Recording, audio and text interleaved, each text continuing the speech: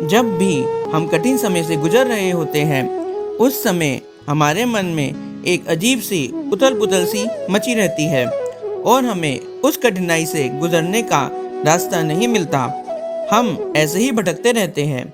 आज मैं आपको महात्मा बुद्ध की एक ऐसी कहानी सुनाने जा रहा हूँ जिसे सुनकर हमारा मन शांत होगा और जो हमारे मन में कभी भी उथल पुथल मचेगी वह समाप्त हो जाएंगी। बहुत समय पहले की बात है कि एक गरीब आदमी अपनी गरीबी से बहुत परेशान था। उसका अपने परिवार का पालन पोषण करना भी कठिन हो गया था। वह पूरे दिन सोचता रहता था कि वह अपने परिवार का पालन पोषण कैसे करे। इन विचारों ने उसके मन में एक अजीब सी उथल पुथल मचा रखी थी। वह परेशान होकर घर छोड़कर एक दिन भाग गया।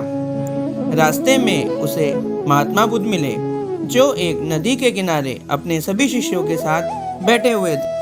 वह गरीब आदमी बहुत देर तक महात्मा बुद्ध को चर्चा सुनाते हुए देखता रहा। फिर वह उनके पास गया और कहा कि मैं भी आपका शिष्य बनना चाहता हूँ। मैं घर परिवार छोड़कर आपके पास आया हूँ। कृपया मुझे अपना शिष्य स्वीकार करें। तो महात्मा बुद्ध ने कहा, ठीक है। फिर वह सब वहाँ से चल पड़े।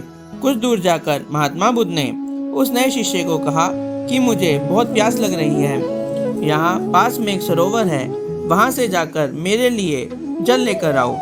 तो वह शिष्य चल पड़ता है उनके लिए जल लेने के लिए। परंतु जब वह सरोवर पर पहुँचता है तो वह देखता है कि सरोवर के जल में कई जंगली पशु पक्षी नहा रहे हैं, जिस कारण से वहाँ का जल दूषित हो गया है, क्योंकि उन्होंने वहाँ उथल पुथल मचाई हुई है, जिस कारण सरोवर के नीचे के पत्ते और गंदगी ऊपर आकर बैठ गई। यह देखकर वह बिना जल लिए महात्मा बुद्ध के पास वापस चला जाता है और कहता है कि वहाँ बहुत से जंगली पशु पक्षी बैठे हुए थे और उन्होंने बहुत सी उथल पुथल मचा रखी थी, जिस कारण से वह पानी दूषित हो गया। परंतु वह सब मेरे जाते ही वहाँ से चले गए। तो महात्मा बुद्ध बोले कि तुम फिर से वहाँ जाओ और मेरे लिए जल लेकर आओ। वह उनकी आज्ञा पाकर दोबारा चल पड़े और जब वह दोबारा सरोवर पर पहुंचे तो उन्होंने देखा कि सरोवर का जल बिल्कुल स्वच्छ पड़ा है। उन्होंने वहां से जल भरा और महात्मा बुद्ध के पास चले गए।